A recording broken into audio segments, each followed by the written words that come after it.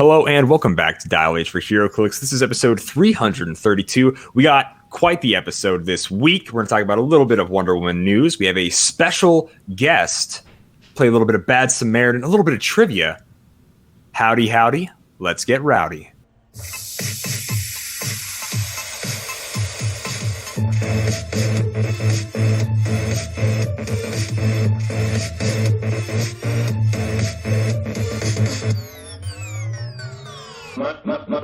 My stuff.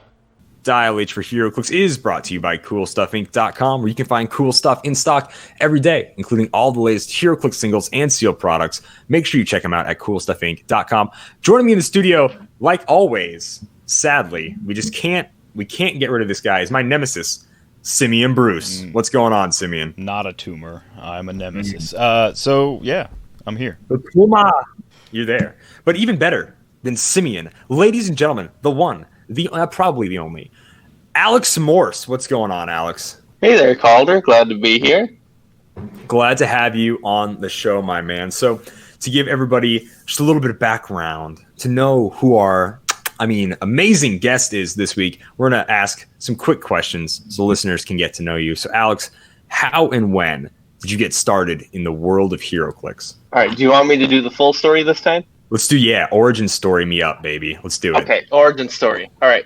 So I have not been playing Heroclix for very long, but I've been around it for a long time. I'm the manager of a store in Michigan, and we've been selling Heroclix since about the beginning of the game.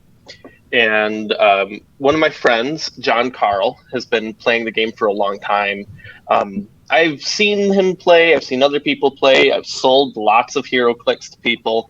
And I knew enough, basically, the premise of, all right, you look at the numbers, you roll the dice, you do the thing, clicky, clicky, But around Earth X, I decided to actually really try to learn how to play this game because it looked like a lot of fun. I was getting more into comic stuff. And I mostly wanted Doctor Strange figures, which I actually got a bunch from John. He's such a nice guy. But so I learned how to play around Earth X, but I wasn't really buying much stuff. I was mostly just messing around with my Doctor Strange stuff and around Black Panther Illuminati. When that came out, I kind of dove more into it and started buying things and have been playing and having lots of fun ever since then. Yeah, Earth X was a great set to jump into. What was fun generics and it was. Just like, I don't know. I really liked the Falcon and the rest of like the Hydra generics, especially if you read the Earth X series. Having like a swarm of like mind-controlled Hydra people was pretty fun. That was like kind of terrifying in Earth X. So I was super glad that they made them in the set. Yeah. No, I love the Earth X set so much. Especially the Earth X set that had like the Earth X keyword. The Spider-Man set that was inside of it, didn't really care for, but the Earth X set was really good. Really good. Yeah, as far as the jumping in point, it was a good place if you liked Spider-Man and the Sinister Syndicate, because there was a ton of that in there. Not great for Earth X aficionados like Calder, but for anyone jumping into a set. Sadly, no Doctor Strange in the Earth X set. Although he was in the story, he was kind of like already KO'd, so to speak. Yeah. In Earth X by the time the story sort of rolls around. Sadly, we get Clea, however you say it. Yeah, so it's like I really like that Clea. It's a super sweet figure and it's a cool sculpt. Yeah, for sure. All Simeon, right. So you got a question? Speaking of super sweet sculpts and characters that you care about, if you could make one figure in all of Heroclix to be made, what would it be? Does it have to be something that doesn't exist, or can it be something that hasn't been made in like the last 15 years? No, it could be a recreation if you wanted to. Like yeah, for sure. Yeah, it could be your version. Like if you won world, what would your figure? Okay. So one of Doctor Strange's cooler enemies that he runs into that is really powerful and conniving and smart and clever is Umar, which is Dormammu's sister, but she has not gotten much love in Heroclix. The last time she was in a set was like, what is it, Critical Mass or something? One of those sets where they have the rookie veteran, things, no cards. They're really boring and usually bad. And her sculpt looks terrible. She got no love. I would love to see an Umar that is does justice to the character. Very neat. Okay. Well, can you give me any kind of like flavor of like what kind of stuff she might do? So she is really smart and really good at creating elaborate plans. She is one of the only people other than Stephen Strange that can actually pull a fast one on Dormammu.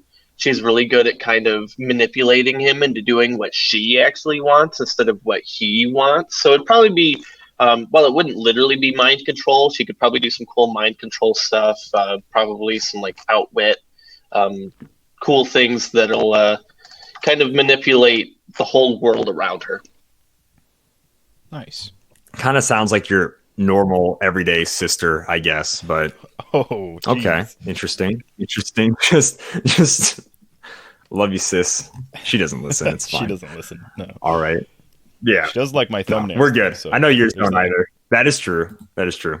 All right. Sweet. She might listen. You got her to play Heroclix. I did get her to play Heroclix.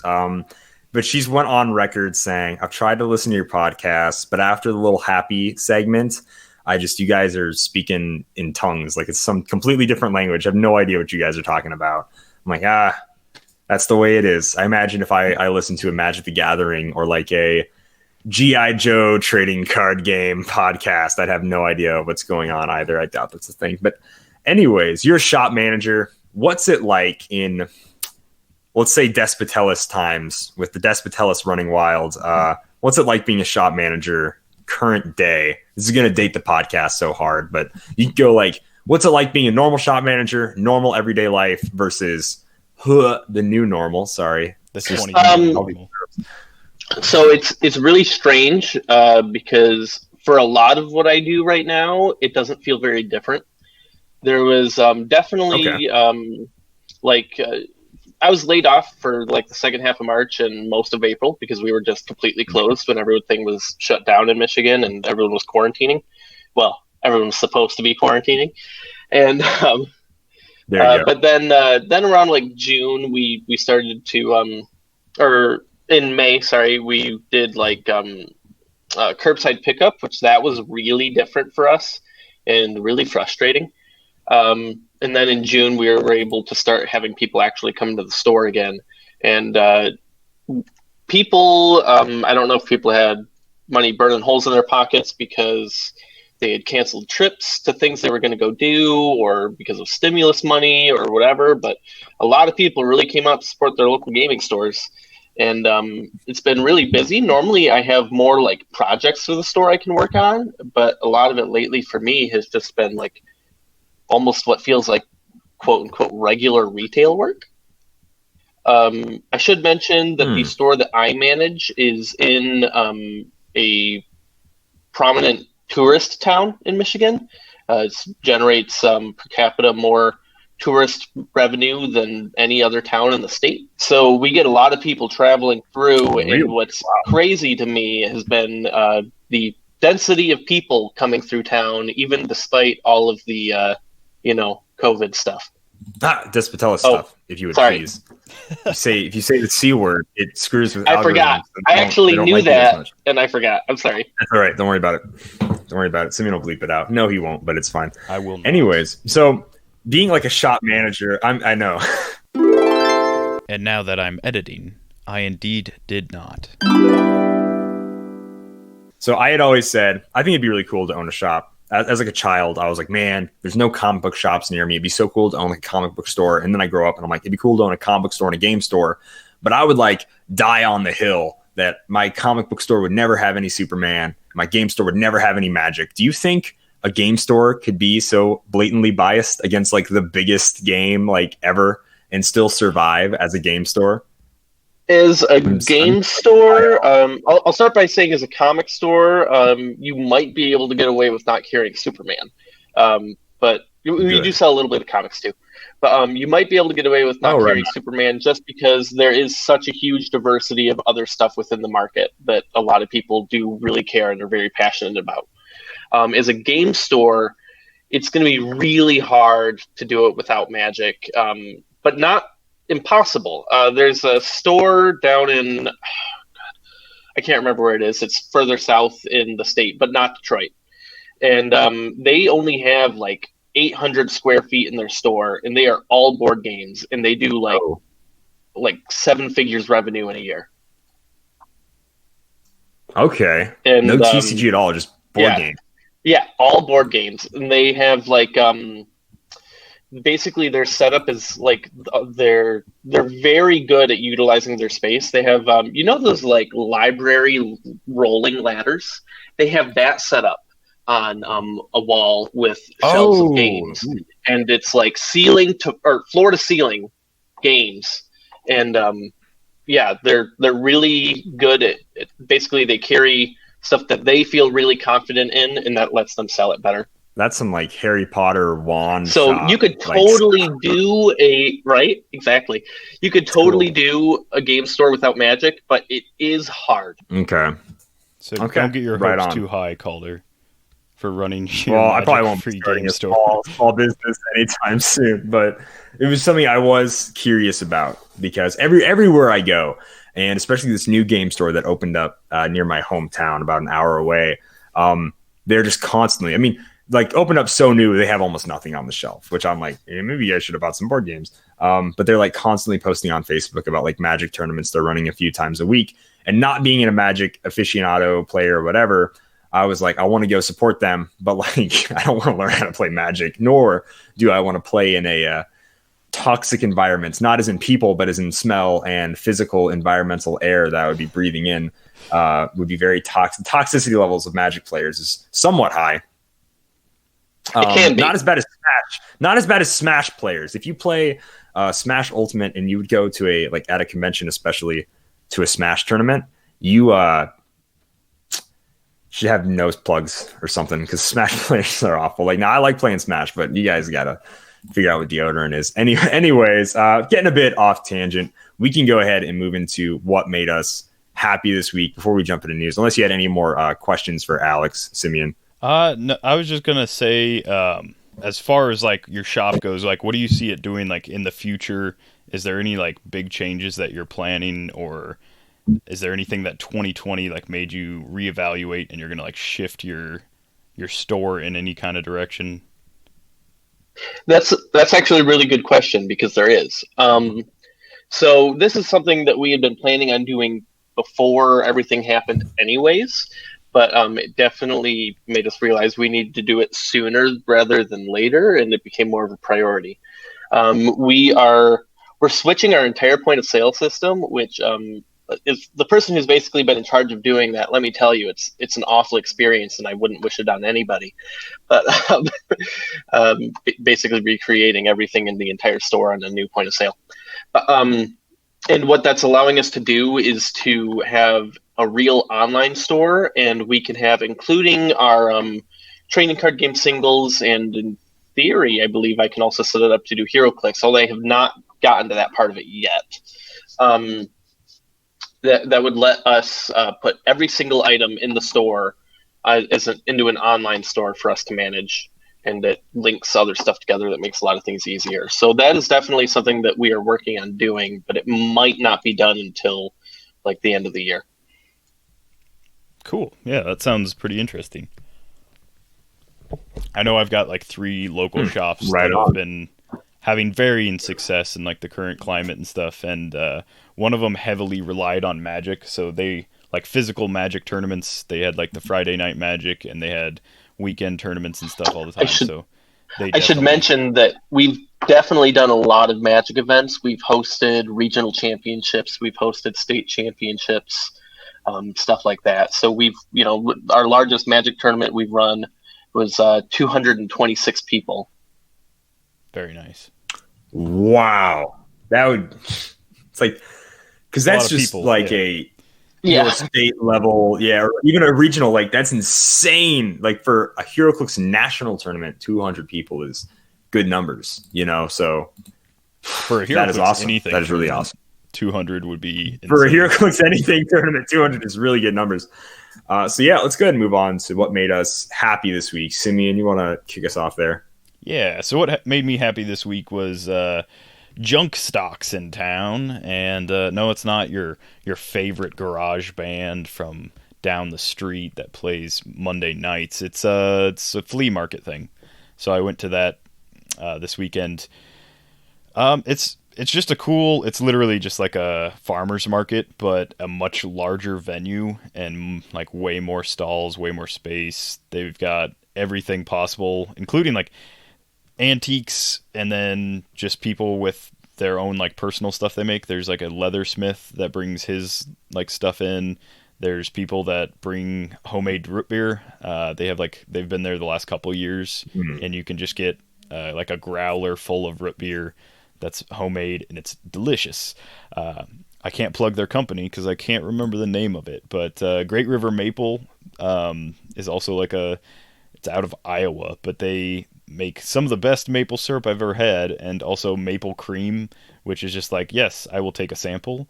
I was planning on buying it anyhow, but I would like to eat some now too. So that's what I did today. It was really windy, and there's a lot of sand out there, so it was like getting sand blasted at certain points. But other than that, it was a fun time. Right on.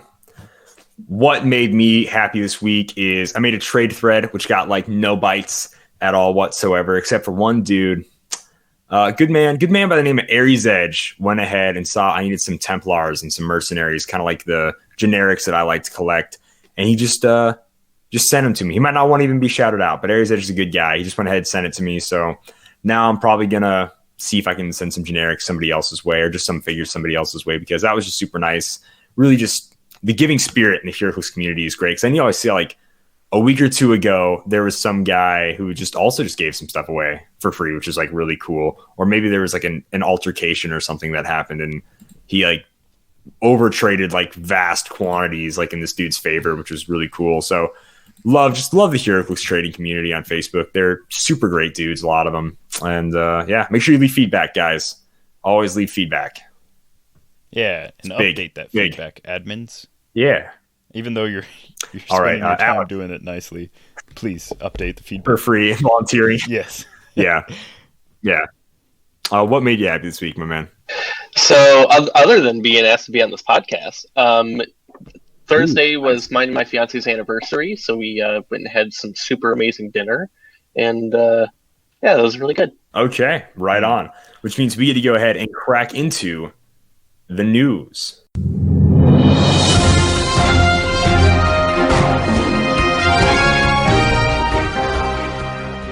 All right, this week, we kind of got the slog done last week, but there is a Wonder Woman solicit in a really cool picture that I quite enjoy. So, there's some stuff about the dice and token pack, pretty basic things. It's going to have a Wonder Woman logo on the dice, going to have Wonder Woman characters on one side of the tokens, and of course, bystanders printed on the back.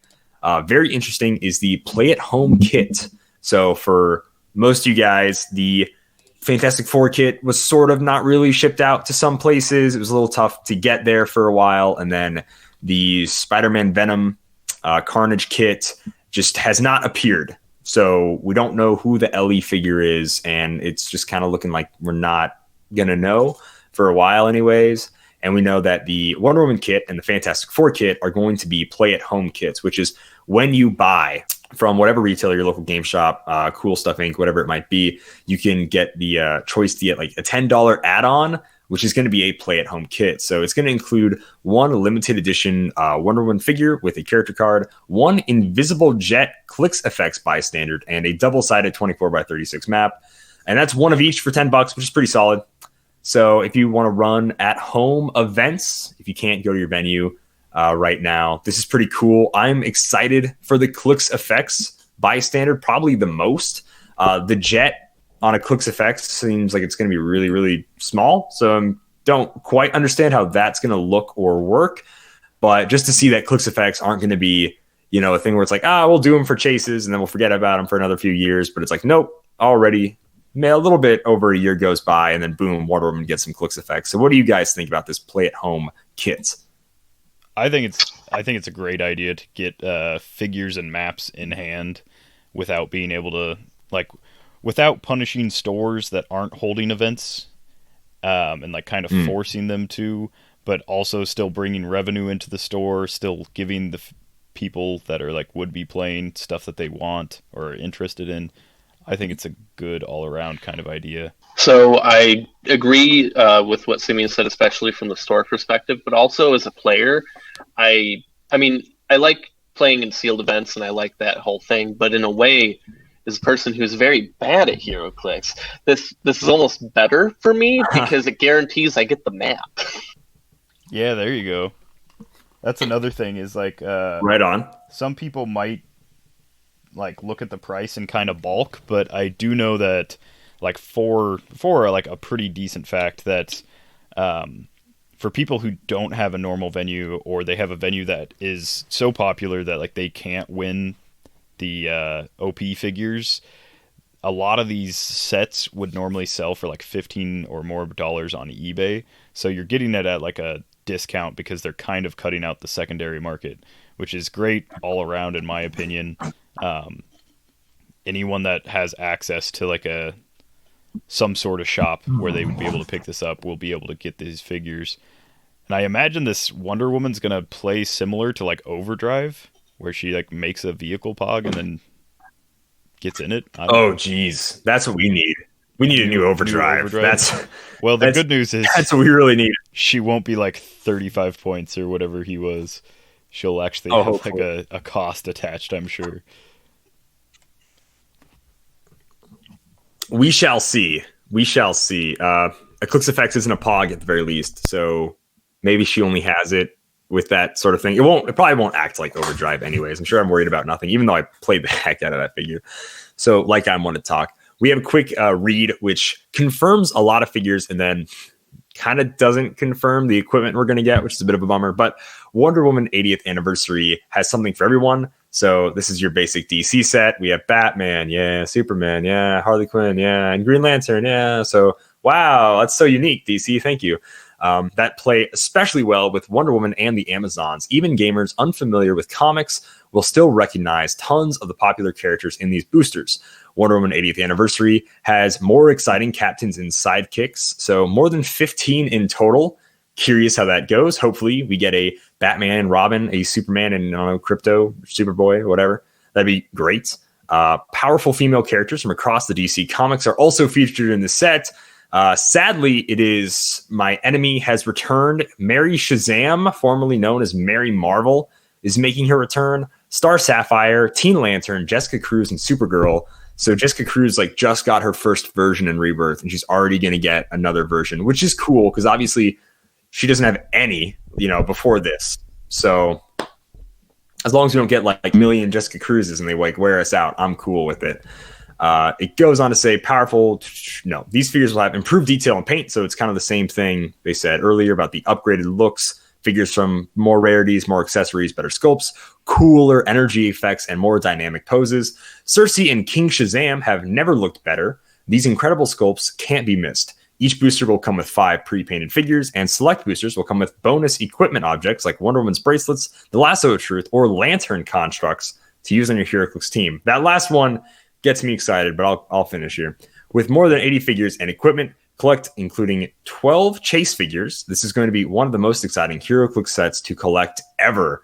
80th Anniversary set is great for beginners since lots of common and uncommon figures have straightforward play that you'll be able to bolster with other figures for more powerful play. So one of the constructs we see is a catcher's mitt, which is a beautifully, perfectly unique. And we also see Hal Jordan there. So far we have 3 Green Lantern figures confirmed for this set. I would love it if we just got all of the 218, 2810, whatever the Earth Lantern sector is. Some guy is going to correct me, but I do hope that we get to see a lot of the Earth Lanterns. So what do you guys think about this kind of generic spiel we got for Wonder Woman so far? Make you more excited, make you less excited? I like a lot of the sculpts. For sure. I mean, the sculpts are all going to be standing. So for X-Men, we saw them on just a black raised base, kind of like how we are already on a black base. And this, they all seem to have some kind of stone or grass or street effect. The lanterns sort of have the Lantern logo under them. I know I'm a big Green Lantern fan, more just like a Guy Gardner fan. So hopefully we get every single lantern, and then I don't want them to all come with constructs. That'd make them kind of expensive, but if they all have a shared trait that lets them use a construct is cool. And then 3 or 4 constructs would be great. It kind of looks like they're using this because they couldn't think of a ton of Wonder Woman related equipment, and they already gave us like a Batarang and a bunch of other stuff. So they're kind of like, lanterns. We can use equipment with lanterns, which is cool. So I appreciate that. I don't know if it's just WizKids scraping the creative barrel with what they got left, but I'm excited for constructs, especially since they're new, right? Like we haven't seen a catcher's mitt before. Yeah. However, that's gonna work. Interesting to see if these will work like with, if at all, like the old constructs.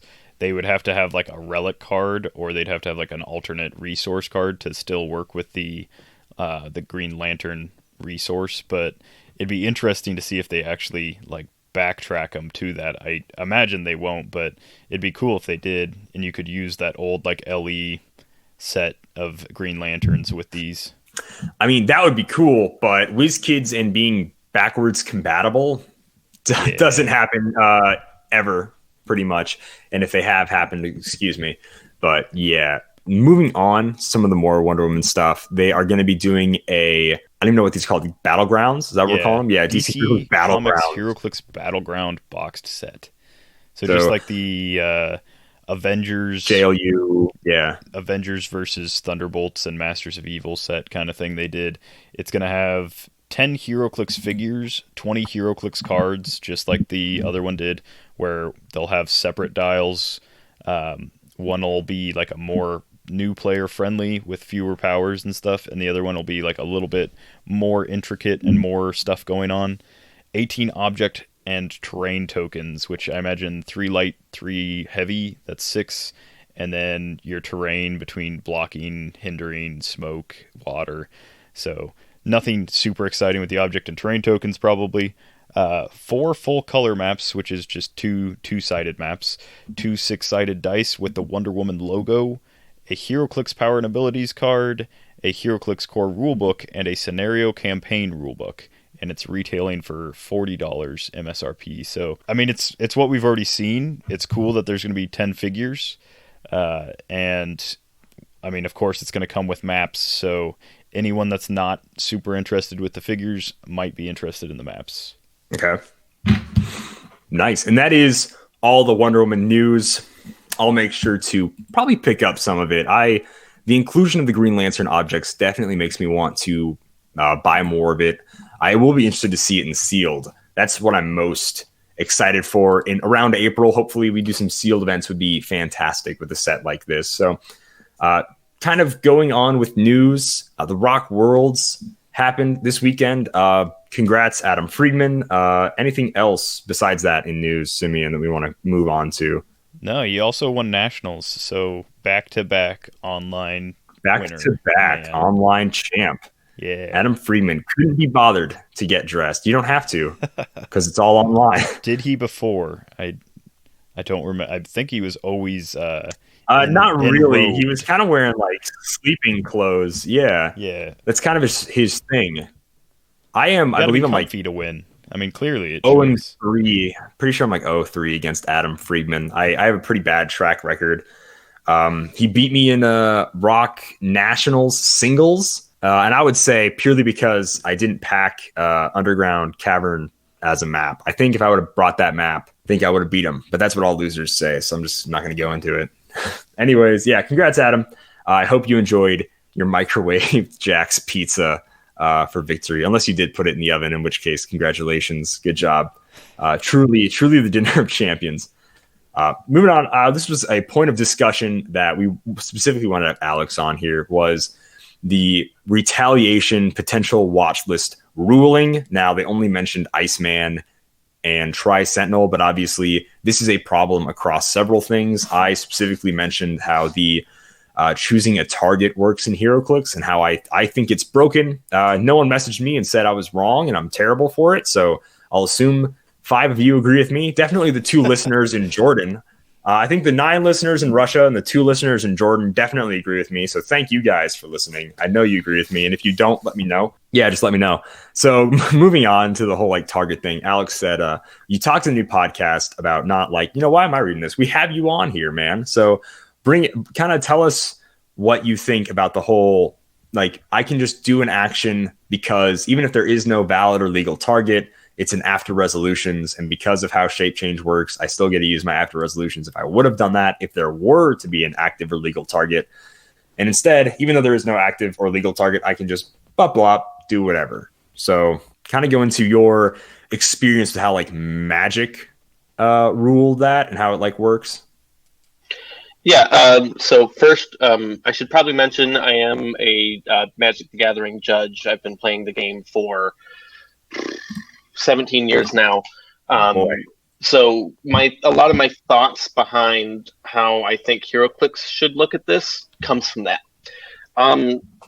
So basically the idea here with the Heroclix thing is that you can activate this thing because it's a free action. It's free. You can do it. Can you actually do any of the things it says? No. Does that matter? No.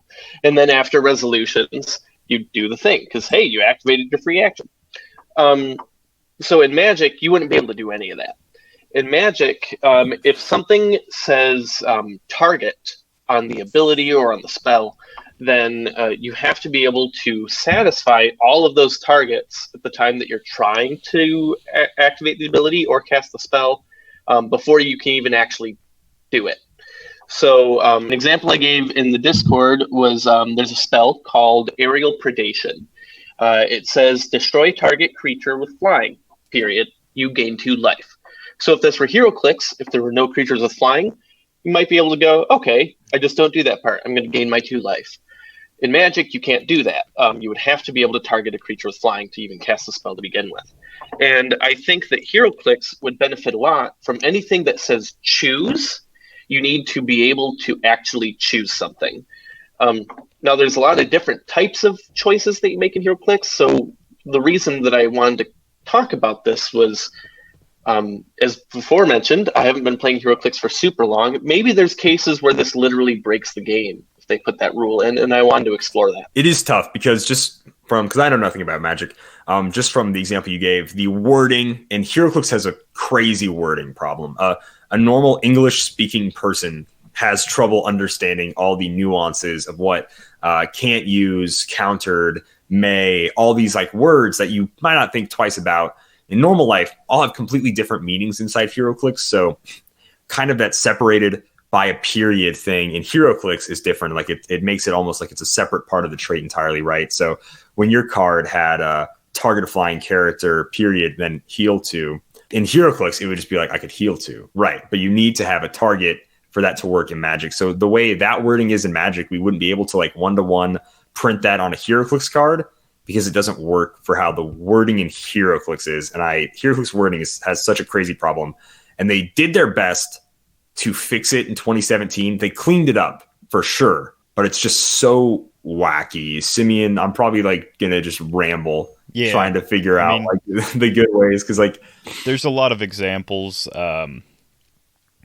that I won't go into because I can't think of them right now. But no, there's just a lot of little minutia in Heroclix, like how like charge gives you like a capital close, and so if you're just looking at it from like an English perspective, it's like, okay, I get a close, and then you have to either look up what close means or know it off the top of your head. But it being a capital close or a lowercase close ends up making a difference. We couldn't be bothered with like having 2 different words, and it used to be like a close action or a close attack is like how they used to word it, which actually seemed cleaner to me. It just made the cards a lot longer, and they also didn't seem to like have a ton of like discussion between designing sets. So like one set might word a bunch of stuff, a bunch of traits one way, and then a few sets down the line doesn't really like look back to like how they used to, or like how they did it previously. So it'll be worded a different way. So you'll have 2 effects happening the same way, but with different phrasing. And it just makes it a real headache to like wrap your head around. But I think the main thing we're shooting for here is finding a way to like cancel these kind of like broken actions, such as TKing or using a like object attack when you don't have a target, and in most cases you would need some sort of valid target. So finding like a place in like the wording that would cancel out the action entirely, and then it just resolves, not giving you the bonus end effect, which would be, in the case of like an object, it would be destroying that object and scoring the points, or in the case of like the retaliation, where it gives you after resolution effects that let you do additional damaging things to your opponent. Yeah, it becomes a very like nuanced and hard to like find a good median thing, because Magic has a long track record of being a competitive game that they actively work on it to continually like balance it, so that it continues to be like a balanced meta, and they can like nerf certain things, they can, you know, release broken things to nerf them later, like whichever way they do it. But Heroclix doesn't quite have that same interaction usually, so a lot of times we don't quite get like the same, like the 300 Avengers team will always beat the 300 Justice League team or something like that kind of thing. I just want to add really quick that last Monday there was a banned and restricted announcement in Magic. Tomorrow there's another banned and restricted announcement in Magic. We have more cards banned in the standard format than ever before. Oh yeah, and love it or hate it. I mean, I don't play it's a mess Magic right now. Wow. But...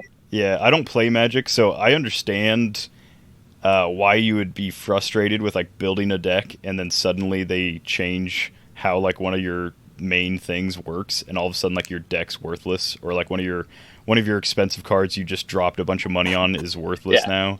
I understand that frustration, but like the end result is the value thing isn't as big of a problem as it has been historically now, because there's other formats that a lot of people play more casually, and that allows a lot of the best cards to still hold value because of that kind of stuff. But generally speaking, it does suck, yeah. And we could get into that a little bit, because they just go ahead, throw the ban hammer on whoever, right? And like, sorry, yeah, like Magic has no, they're like, hey, black, like whatever, boop, banned, this one banned, right? Heroclix so far has like never had to ban. This is specifically WizKids. Obviously, the Rock in certain tournaments and Majestics do have ban lists, but WizKids themselves, since they only do like 300 Modern and then 300 Modern sealed, like that's it, and then sort of not really skirmish, like that's a joke. Let's be real. So they don't ban anything. They early retire it, right? So they've early retired one of the most oppressive figures. Or they fix them, right? It's like Felix Faust, they fixed, still too oppressive, early retirement. ID cards, they were like, look, we've refined these as much as we can. We just realized we should stop making them, early retirement, right? So does Magic ever early retire anything? Like I know nothing about Magic, so sorry if you guys are like, this Magic whatever podcast is just an idiot. So like, do they ever early retire, or is it just like, you know what, bad boy, you get banned in this format? So you, generally speaking, no, they're just going to ban something. They have banned stuff and then later unbanned it when the interactions that created the problem with that card left through other means, either through like, if it's like the standard format, which is a rotating format like Modern Age, when the stuff that created problems with it rotated out. They've done that. They've banned cards a couple months before they would rotate anyways, which to me feels a little bit like early retirement. There is an online-only format on their online platform where they're experimenting with a new style of banned list, where they will suspend a card and then see what the format looks like without that card. And if they then feel that, no, the card is fine to come back, then they'll let it come back. But if not, if they think it's much better without the card, then they'll let it become banned. So, kind of, but not really. And it's hard to make this comparison, because WizKids / Heroclix is a much smaller company, which with much less like funding and people able to like devote time to developing workarounds and stuff. In Magic, the for most sets, the development time of a set is 2 years, and they have huge departments of people to make sure that everything goes right. They have people dedicated entirely to working on templating so that all of the wording is consistent across all of Magic. They have a system called Oracle Text, which is a thing that they maintain online for free that has all of the correct rules, text, and up-to-date erratas and everything with rulings on every single card. So obviously Heroclix and WizKids doesn't have the manpower to do all of that, which does make some of the other issues we're running into difficult to address. For sure, yeah. I think another. So Magic Online. Yeah, Magic Arena, is that what it is? Go for it, Simeon. I've watched a few. Yeah, there's that's like an actual Gathering Online, which is a really crappy platform that is old and outdated and runs like garbage. And then there's Magic Arena, which is only the last few years of cards are on there, plus some other stuff they've been gradually adding, and that runs much better. But that's like an actual like video game or something, right? Like sort of like Hearthstone or something, or what is that? So no, it's literally still just Magic, but it's with a digital interface. And a lot of the mechanics of it, as far as like the control scheme and stuff like that, is similar to Hearthstone, but you're still literally just playing Magic. So do I have to take a picture, maybe a selfie, one could say, holding up today's newspaper, proving I own? Okay. Facial recognition is not required for your Magic Arena. Yeah, facial recognition. No, you have a digital card collection like you would in Hearthstone. Okay. Gotcha. That's what I was curious about. Certain online tournaments need you to prove you own certain figures. Didn't know how that worked in Magic the Gathering. Good to know. Yeah. Another thing I really would you say the online?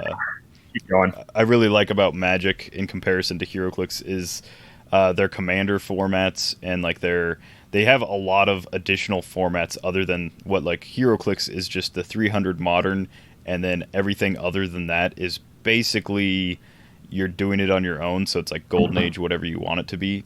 But as far as like actual tournaments and like actual like kind of like league sort of play, they do have multiple formats, and some of them allow like a lot of the Golden Age stuff in.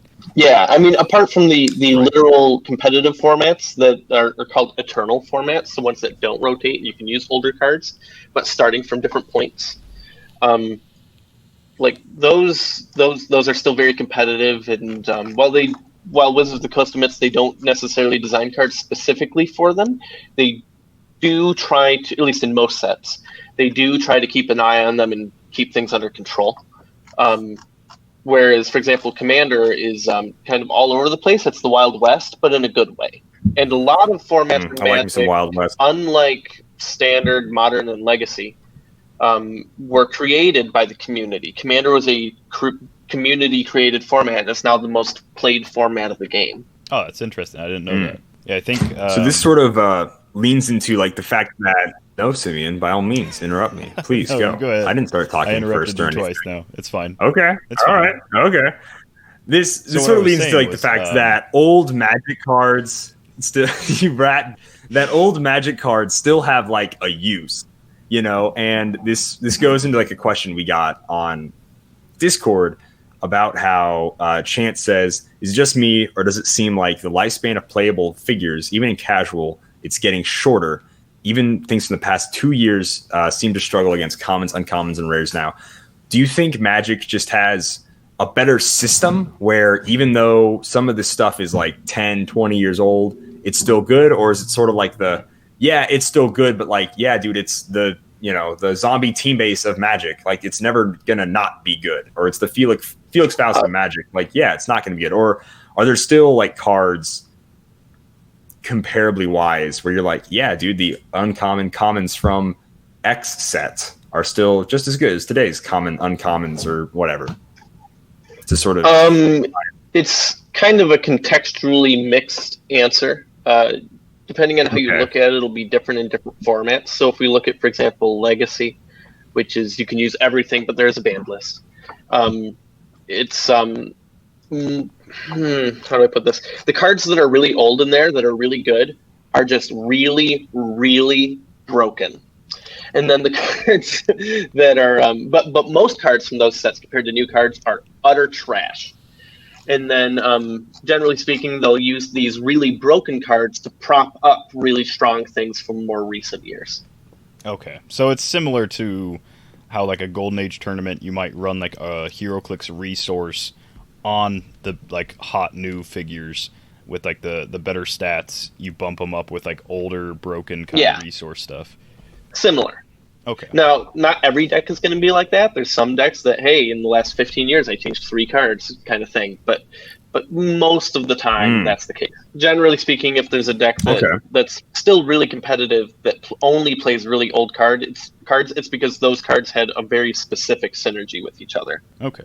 So I've got a question, and take as much time you need for this one, because it's kind of like a deep question. But if you could think of a way to bring Heroclix like up to snuff with like Magic, not like player base wise, but just as far as like what WizKids might have to do, can you think of like like some steps that they could take, like whether it's bringing like a Golden Age format to the forefront and like actually pushing events with Golden Age kind of stuff, or bringing the wording consistently like going back to like older sets and redoing Golden Age like wording, or like doing like a complete overhaul of like older sets that didn't have the wording? Is there anything you can think of like that might help like Heroclix become like a bigger game similar to Magic? God, that's yeah, take your time. It's fine. There's a few things, like there's a lot of things I would like for WizKids to be able to do, but I also understand that, you know, unlike Wizards of the Coast, they don't get to just print money. And like literally, Wizards of the Coast is, I mean, their revenue is millions and millions and millions and millions of dollars every year, right? And they're owned by Hasbro. If they ever need cash problems for whatever reason, they can probably just get help from Hasbro. So they have a lot of things that are available to them that would be difficult for anyone much smaller than them to implement. But and it's important to keep in mind that I mean, as I'm sure everyone here and also people listening knows, Heroclix is a different game. This is a Heroclix podcast. People like Heroclix for different reasons that people like Magic, and that's a good thing. But some things that I think that WizKids could borrow from Magic to help with stuff is less about really changing the game, but more about quality of life things to allow people to take this, to more easily allow people to take the step from, all right, I just learned how to play the game. My friend gave me some figures. Oh yeah, they look really cool. I like these sculpts. All right, and then how does this thing work? And how does that thing work? I'm not trying to make the game simpler. I'm not trying to say that. I mean, I'm not trying to say make the game simpler for new players necessarily, but there's a lot of things that could still be cleaned up. And this whole thing that sparked this conversation with the free actions and after resolutions and all that could be part of that. But I do think that it would benefit them a lot to come up with a consistent templating that they will always use, and then side by side with that, create an online database like Magic has with it's called Gatherer, with what's called Oracle text, that thing I mentioned, to then list the text for every single Heroclix card, and at least anything that would have text. I mean, they could just throw things that don't have text and just say, hey, this doesn't have text. That part's easy. And just, if they do make changes to the templating, update that there. Magic does this from time to time. It's a big undertaking, especially as they have over 20,000 unique cards. So whenever they update stuff, it's a lot of work, but it's very important that it stays consistent, because that way, once people understand something, they can look and it applies universally. That sounds fun. And having that consistency, I think, is very important in getting people to transition from kind of interested and dabbling in the game to being more engaged in playing. Magic uses, I don't know that most Magic players are aware of this, but as a store person, I'm aware of this terminology. Wizards of the Coast has something that they call engaged players, and it's a metric that they have. Well, they have various other metrics that they use to track this, and they want to see how many engaged players each store has. I don't agree with all of the ways that they measure it, but the idea is there. And basically, there's a lot of people that will, oh yeah, I'll buy a pack of Magic here or there, buy 3 packs of Magic each set, spend like $10-$12. That's obviously not making a lot of money for Magic, but enough people do that, it adds up. But a lot of competitive players think that, oh, I'm a whale, I buy 2 boxes of each set, all this stuff, Magic is alive because of me. When really that's not normally the case. Magic is normally alive because people that play at their kitchen counter at home with friends, and they'll, a group of 6 of them will split a box each set, and then they'll buy singles and stuff. But the difference is they're more likely to buy way more random packs over the course of the set's lifetime than most competitive players. And I think that allowing stuff to be easily looked at without needing to go, hey, you're a Heroclix judge and all of this random stuff that you just have to, I guess, know, instead of having consistent stuff to look at online. Help me with this thing at any hour of the day. Instead of having to do that, I think would cause a lot more people to get into there, which is kind of the sweet spot. That sounds fair, and I think consistency is a problem that Heroclix tends to have between sets. Things like where we don't get sets that have we'll get a bunch of sets with a title character, and then we'll have one set that doesn't. And then I think working forwards, if we were going to implement something, if I was somehow magically in charge of Heroclix, implementing something, it'd have to be from the 2017 rule change forward, and you would have to have consistent wording. So if you have a character that would be KO'd but is instead put on your sideline, you always have to have consistent wording that says this character is scored or this character isn't scored. Because if you have one character that says this character isn't scored, then every character that just doesn't say anything, this character would be KO'd, instead is put on your sideline, this character isn't scored.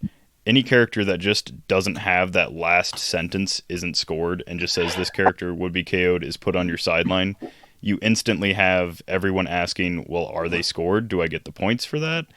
Because it doesn't say. So consistency like that, with especially with the bigger traits, super rares, chases, and stuff like that, I think is something that desperately needs to happen. And it's getting better. I want to say that we've seen some improvements over the years, but.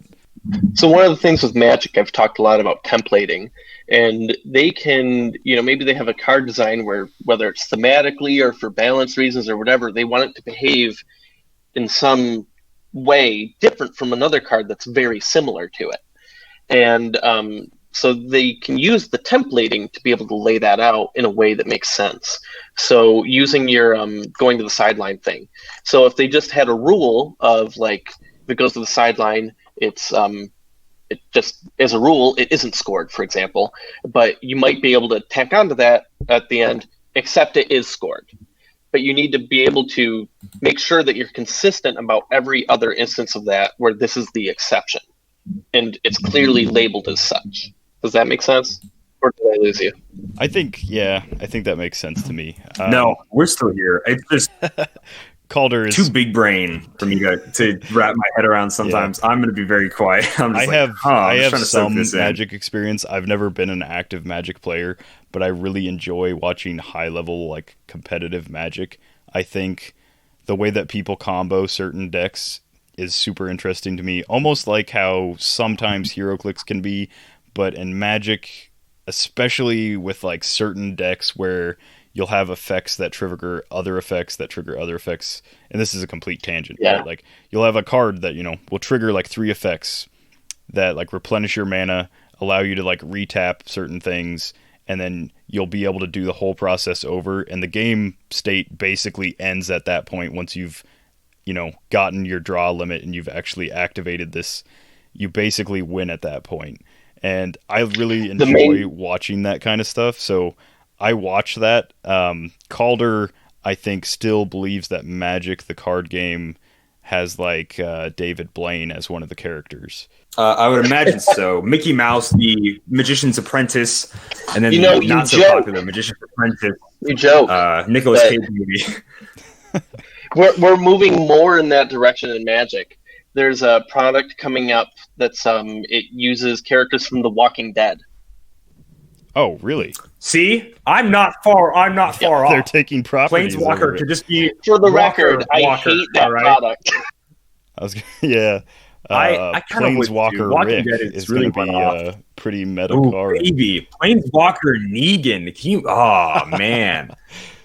Oh, I haven't watched Walking Dead in like 2 seasons, but I enjoyed it for a while. I don't think it fits with Magic. Maybe I'm wrong. Maybe it does. It doesn't at all. Okay. So I could spend another half hour talking about how much I hate this product, but I'm going to stop here. Because like Magic in and of itself is like its own thing, you know. It doesn't have a million different people on Facebook saying I want Naruto in Magic like there is for Heroclix every single week, which I get it. People are excited, they think everything should be Heroclix, and why not? But that's because it's a system that takes other properties. Magic is a system, but it's also its own property. It has its own characters, its own action figure line, right? Like it's very much its own little world type of like a League of Legends sort of thing. It's its own game, you know. So it doesn't really need stuff like that. Like how Heroclix, if you want something new, it's like, yeah, let's try to get this property. But that's not, to me, it doesn't seem how Magic works. Yeah, really. And to give credit where credit's due, I think WizKids is really playing into their strengths as far as what they are as a collectible game company by improving the sculpts. Like when your whole thing that like defines you as a collectible game is the fact that you have sculpts on the table, you have these rotating dials. I think improving that sculpt quality should be like number one. That should be, you know, your sculpt should reflect the kind of effort that Magic cards like artwork does. Like I get they have to mass produce these, and it's not nearly as easy to 3D print something as it is to 2D like paint onto a card. But I think that WizKids is taking a good step with their, I mean, whether or not the increased price is going to be worth it, I think they're taking good steps, and as far as like leaning into like one of their real strengths, which is having these physical things on the table that people see, just to like bring it back to what Heroclix like what really got me into it was the collectability of all these like little tiny sculptures that I could have shelves and shelves of, rather than, you know, 5 statues. Instead of that, I have all these tiny miniatures everywhere. Although I did get my Galactus this week. Oh, and like what a great figure to talk about people having questions on and not understanding. Oh my god, yeah. Amazing figure for that. It's crazy. So many point lines. Not gonna lie. I don't know how he works. Can I pay 25 points and get a free 200 point character? No, I cannot. That's all I'm gonna say on the Galactus rulings. I like opened it and I was like looking at it. I'm like, this thing is really big, and I was kind of looking around. I'm like, I don't know where to put it. What have I done? So it's like in my closet, just on the ground, and I feel bad. It is sitting on top of my bookshelf. Yeah, I just don't know where to put the things. I have like statues and stuff, and I'm like, Galactus, you're cool, bro. Man, I don't want to move any of my other stuff though. He's so crazy. I'm tempted to leave Simeon, mine in yours No, on the oven. Mine's still on the oven. Still? Yes. Oh my gosh! Thank you for pointing that out. I don't cook on the oven, obviously, so Galactus has that as his current shelf. I'm tempted to leave mine in box, not as like a collector's item where like some of my action figures stay in box like permanently, but I just don't know what I'm going to do with the box afterwards, and it's a real cool box. Like, that's the sad thing is, it is. The box is a really cool box. They actually like did some cool artwork and stuff. Tri-Sentinel had like some stuff going on in its box, but like not nearly as interesting as Galactus's. And it displays him almost well. He doesn't have the energy effect going on, and the plastic is a little too thick to really get a sense of like his scale. So I imagine eventually I'll have to take him out, and I'll just set the box on like the bottom shelf in case I ever need to move or something. I don't know. Right. Okay, moving on, because we kind of talked a lot, and it was actually a really good conversation. I'm glad we had you on for it, but we got a few things to get through. with the show. So let's actually just double back and focus a little more because Chance did ask this question on the what? We never actually talked about the original question. No, yeah, let's cover that really quickly. So specifically, Heroclix wise, he says, is it just me or does it seem like the lifespan of playable figures in casual is getting shorter? Even things from 2 years ago seem to struggle against even commons and uncommons rares now. So I guess if we look at this like in a popper perspective, if we consider, but even then that's like competitive, but it's commons, uncommons, you're sort of right. Nothing from Batman the Animated Series, the last modern legal set, is really being played at the common, uncommon level. At the rare and like higher level, it's like just the trouble alerts and maybe Batgirl Shadow of the Bat, just to say for like the oldest set, right? Secret Wars Battle World is also kind of struggling with a lot of stuff, but Golden Age figures have their place. Like not Weird Al, Blind Al. Blind Al will never not be like a really cool figure to activate someone, to deal them 1 penetrating damage, move them outside of your starting area. She is great to like activate someone. And in Golden Age, if you play Golden Age, she's totally crazy useful to have. So is like any figure with Outsiders or like Nighthawk Prime,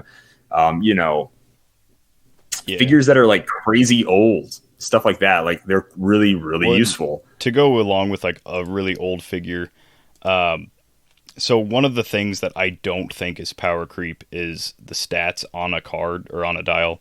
I don't think a 14 attack, like Ultron came out and people were like, a 14 attack top dial, like that's kind of busted. I mean, we've had figures with higher attack values. We've had like Thanos with like a 15.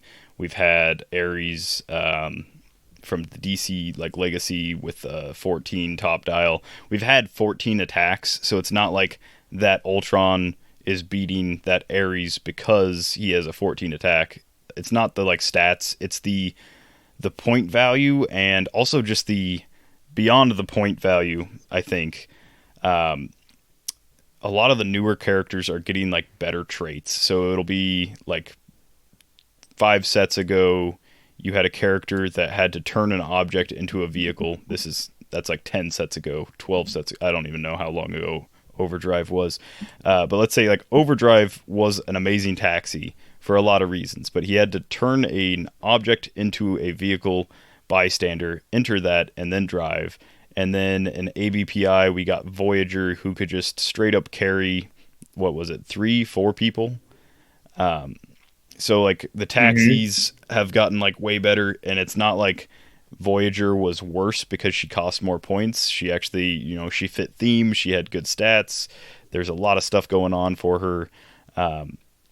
And I think I think if you see any kind of like forward momentum with the power creep, like it getting more and more prevalent, I don't think it comes from the stats. I think it comes from them costing characters too low. Like Marvella comes to mind. A 15-point character with barrier seems kind of ridiculous. Joker's Wild had a 35-point character who had a little bit better stuff, Indom, other stuff like that. But essentially, when you have 2 figures with barrier, it'd be 70 points for 2 of the Joker's Wild Green Lanterns, or just 30 for 2 Marvellas, and you have the same amount of barrier at the end of the day. So it just, I think that's where it comes into play. It's not so much the stats. A lot of people look at like high attack values, high damage values. It comes in play with like them lowering point costs for certain things, or not necessarily checking what like they costed those at previous sets, and then also just having traits that you can play at any point value. So like Headmaster Wolverine's the perfect example. He has a lot of stuff going on, which would have been great at his 150 point value. And then you drop him to 50 points, and all of a sudden for a third the cost, he's already better than the 150 point version, because you're only paying 1/3 and you're getting all the same stuff with just the dial length being different. So yeah, I think it's real. I mean, I know the power creep's real, but I think it's definitely something that where they need to start, especially if they want to do some sort of like legacy kind of like format or any kind of Golden Age format. I think starting like 2017 would be a good idea, but they really need to start reining in and like reusing traits, not necessarily reusing like the wording in the trait, but if you're going to have someone that has free barrier, make sure you cost it appropriately to a previous character that had free barrier, or something like that. For sure. I would pretty much agree with not like all of that, to be honest with you, because that's the way I am, but a lot of it I would tend to agree with. And also because I want to move on to the next segment. Sorry. So, favorite segment, ladies and gentlemen. It's been a hot minute since we could play some Bad Samaritan. Sorry, guys. I've just been itching. So let's get into some Bad Samaritan.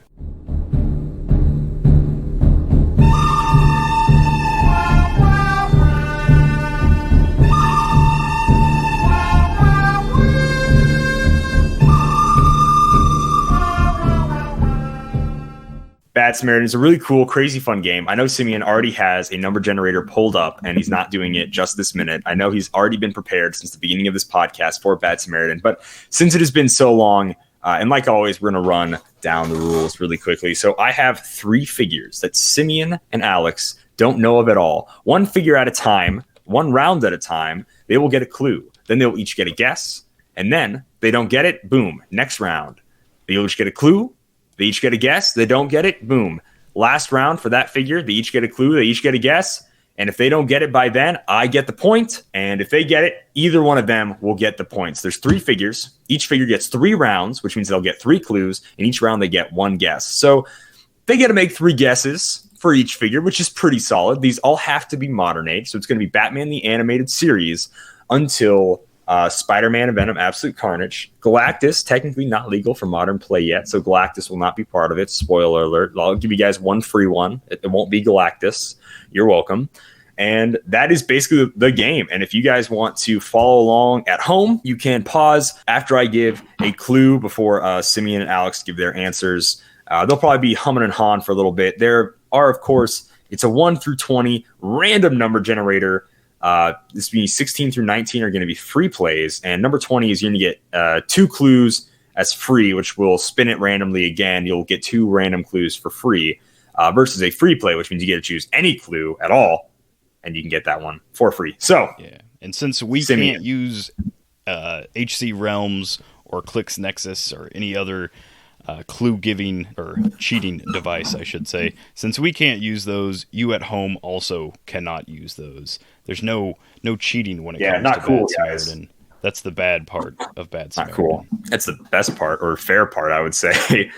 So, round number 1, figure number 1. First give me a clue clue. is going to give me a number, Simeon. It's going to be number 14. Ooh, baby. Number 14 is going to be opening attack power. This character does not have an opening attack power. So really quickly, guys, every figure will be on their highest point value on their click number 1. So wherever their green line is, that will be considered their starting click. So, first clue, they do not have an opening attack power. I love when we have a non-clue like this, because it disqualifies so many figures and yet leaves me completely unaware of the actual figures that are just missing something from their dial like this. I can think of a few Golden Age figures that don't have attack powers thanks to our Thursday Throwdown episodes. I've played several that have 0 attack powers, but that doesn't help me out for Modern at all.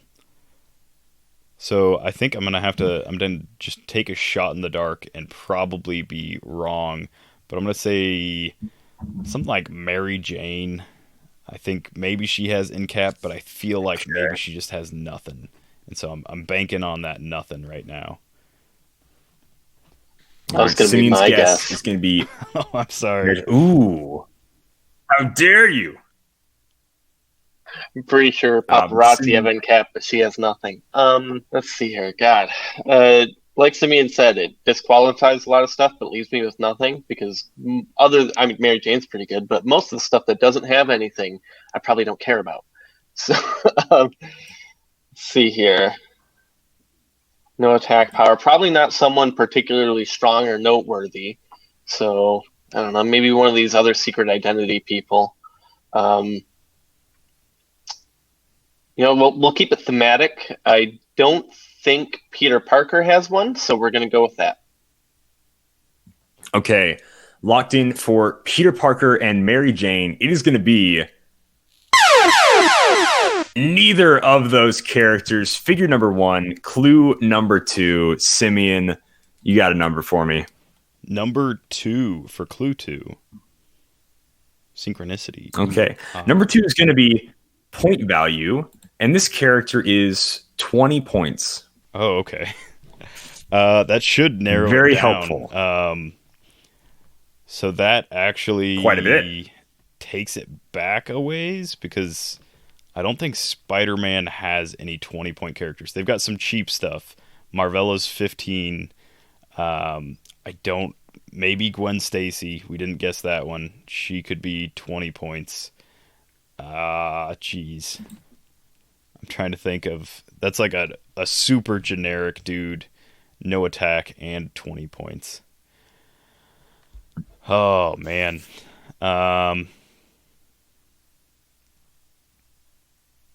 See, I think like one of the Earth Hydras he's 20 points, but I don't know what he has for an attack value. I could be wrong, but I think the what is it, Shield Agent no, that might have an attack power. I don't remember how many points those are. I know Calder's probably sitting there like, how dare you not know Shield? I know, it hurts me a little bit. Us. He's happy that we can't figure it out. I know him. I'm going to say, what is it called? Is it just Earth X, like Hydra? Is it just Hydra? The generics from that set? I'm going to go with that. Okay, I know what you mean. Yeah, I'm sure it's got the Falcon sculpt, but I think it's just like Hydra male or something. Okay. All right, sure. So Simeon locked in for the Hydra. Oh, okay. That's what he meant to say. Yeah. Earth X, one of the best sets ever made. All right. Alex? I'm going to stick with my probably terrible guess of, I think it's Shield Agent, the one that Nick Fury spits out in Captain America and the Avengers. I think it's around there, point-wise. Offhand, first of all, good job. I actually did check. I know they're 15 points, so it's not them, but they don't have a attack power on their starting click. So good job. I will say that was some pretty good detective work. Simeon, it is also not the Hydra. So 1 vote for Hydra, 1 vote for Shield. It's going to be neither. Clue number 3. All right, figure number 1. I'm getting number tantalizingly close. Yeah. Number 15. 20 points has narrowed it down quite a bit. This character has opening defense power. They have willpower. Wow. 20 points. So that Hydra wasn't a bad guess, since they are also 20 points with willpower. Not that you knew the willpower thing. Yeah. This would be like a great number to have gotten like set, so that we could have narrowed it down. I want to say the only thing that I can think of that wouldn't have an attack power and might be 20 points in modern, the only thing I can think of is something from Star Trek. I don't know if the ensigns, like the random Star Trek ensigns, are 15 or 20. I want to say they're probably just 15. They're like a single click. That wouldn't make sense to make them 20. No, maybe they're 2 clicks. I don't know. This is just me thinking out loud. Wesley Crusher, one of them is 15 points. Ensign Crusher might be 20. I don't even know if they have willpower, though. Oh, this is such a bad set of clues. It's truly a terrible, terrible set of clues. Willpower, no attack power, 20 points. They've got to be some sort of support thing. Star Labs scientists are like 15 or something, so it can't be them. Man, is one of the Shield diplomat got willpower? Does that sound right? I'm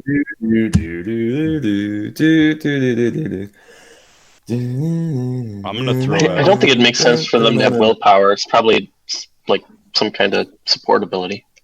Not necessarily literally support, but yeah, I want to say they have defend, but that doesn't. I don't know if that makes any sense either. I'm gonna go back with my previous half guess of Gwen Stacy. She might be 20 points. I feel like I'm shooting myself in the foot, and she's like 30. But with Mary Jane being 15, I can't imagine Gwen Stacy's worth a lot more points than that. So I'll go with her. Okay. So I really have no idea, so I'm going to go with the thing that Simeon almost picked, and I'm going to say Ensign Crusher. Okay. 1 for Ensign Crusher, 1 for Gwen Stacy. It is going to be 1 point for Kalder Ness, ladies and gentlemen. This figure was none other than the prolific and incredibly important character, Dr. Tracy Simmons from the Justice League Unlimited TV show. Dr. Tracy How could Simmons. You forget? Yes, I can picture her now. She is a doctor, and she probably has a lab coat. Yep, I would imagine. Yep, I'm picturing the sculpt. Doctor in a lab coat. Well, I think I'm on to Calder's little theme for the characters, though. So Dr. Tracy, and Calder really likes Dick Tracy. So the next will probably be Nightwing, and then the third will be like a detective novel. That's my guess for his. Should we just give Simeon the points now? Yeah. I mean, that was some really good. If I'm right, then you can just call it Calder. If I'm you aren't. You're actually really wrong. Okay. So I am completely surprised, but hey, we know it's not Nightwing. Just baffled. Free clue. Got you. Baffled. All right. So figure number 2, clue number 1, Simeon. Give me that number, baby. All right. The first clue for figure 2 is going to be number 4. Oh, number 4. Another number 4. Oh no, this is the first one, number 4. So they have number 4 is Clix of Life, and they have a big not 4, not 6, but 5 Clix of Life. Okay. That's like a super generic length of dial. So I'm going to go with a super generic person that is Spider-Man. He's been made enough times that there's at least one with 5 Clix of Life. And, Calder never picks him as a character, so I'm sure that this is the time that he will. Okay, so locked in for Spider-Man. I got a Miss Marvel today, and she has 5 clicks, so I'm going to say her. Okay, 1 for Miss Marvel, 1 for Spider-Man. It is going to be neither of those, ladies and gentlemen. Figure number 2, clue number 2. Clue number 2 is going to be number 11. Number 11, ladies and gents, is name of trait. Ooh. This character's trait is Showdown. Showdown, huh? So I'm guessing that's the Wild West people, right? The Secret Wars Battle World set had the Valley. So 5 clicks long. I know there's Bullseye, Elektra, Tony Stark, Inventor was not that many clicks long. All right, before he says a thing, I'm going to lock in on Black Widow. Okay, locked in for Black Widow from Alex. I'll go with Bullseye. He seems like a Showdown kind of dude. All right. Locked in with Black Widow and Bullseye. Sadly, the Widow did not sting and you did not hit this Bullseye because we're going to have to go to clue number 3, figure number 2. Oh, baby. Oh, I hope Calder doesn't sweep this. He doesn't need that ego boost. I can taste the points. Come on. Third clue is going to be number 6. Number 6 is going to be named keyword. Are you ready for this? No named keyword. Your named keyword is it's Battle World's The Valley. The Valley. I should have known that, yeah. I mean, come on. Sheriff Rogers. Sheriff Steve Rogers. Locked in. Sheriff Steve Rogers. So we've had, let's see, there's, oh no, I think Red Wolf is a name of one of the, oh gosh, why can't I remember him? He had Prob Top Dial, and I used him all the time. Showdown. Doc Ock also had the Showdown trait. He was a super rare. He was probably about 5 clicks long, and he was the Valley. So I'm gonna go with Doc Ock. I think that's what they called him in that set, in that series. Gotcha. You're correct. It is Doc Ock. By the way, they all have the Showdown trait, just so you know. Like, I think maybe Tony Stark the Inventor. Yeah, he's the only one that doesn't have it. The Gunslinger Crossbow. All of them have the Showdown. Almost all of them have 5 clicks. Oh, I forgot about almost Gunslinger. all of them have 5 clicks as well. Yeah, Gunslinger, well, it's okay. That person's like 20 points. Anyways, it is not Sheriff Steve Rogers, even though he's awesome. And it is not Dr. Octopus, which means your boy gets a second point. Ladies and gentlemen, getting closer. Ooh, yeah. Going to the closet cabinet, going to grab my broom. We can narrow this down to like 8 different figures and still get it wrong. Yeah. It is none other than, for those waiting for the answer at home, 036 Elektra. Oh. Electrifying. I didn't even remember that. You even said her name. Did I? Yes, you did. Oh, wow. You I did. didn't even remember. Somehow I said it, but I didn't even remember she was one of the Valley people. Right. Third figure. It's painful. First clue. I'm ready. I'm ready for this sweep. Calder's digging deep for these characters. So we've got Dr. something and Elektra from the Valley. First clue, figure number 3 is clue number 1. Clue number 1 is significant appearance. This character's significant appearance was Strange Tales 141 that came out in 1966. Isn't that helpful? Isn't first Strange appearance? Tales. Isn't that just great? Shoosh. Give me a second. You said 141? I'm gonna say. Hey, there's 141, but there's no Googling of comic books here. There's not. I'm not. I've read it. Ooh, okay. I was gonna say it's probably like an origin. You said 1966. 1966, baby. So that's not most of like the modern Avengers. It's gonna be like a later. Well, I should clarify. I've read half of it because I read it was like a compendium of Doctor Strange stuff, but Strange Tales had at the time it would have either been Doctor Strange and Human Torch, or it was Doctor Strange and Nick Fury, but I don't remember what side of the split that was. Sometimes when people say I've read half of it, it makes me think it's one of those comics that is just torn in half. You know, like they're just in awful shape. I read the top half. Like I only have half of the comic. I just read the top half. It was a very strange story. Interesting story. A strange tale, if you would. So this is significant appearance. It's not necessarily first appearance, which makes it even worse. But Strange Tales still being printed in 1966 really messes with me. I'm gonna say like the Hulk, because I imagine that he appeared in that at some point. Maybe, I don't know. Simeon locked in for the Hulk. Alex, I am going to. Oh, man, I'm leaning towards this probably being on the Nick Fury side of things. I'm just going to say Nick Fury. Okay, locked in for Hulk.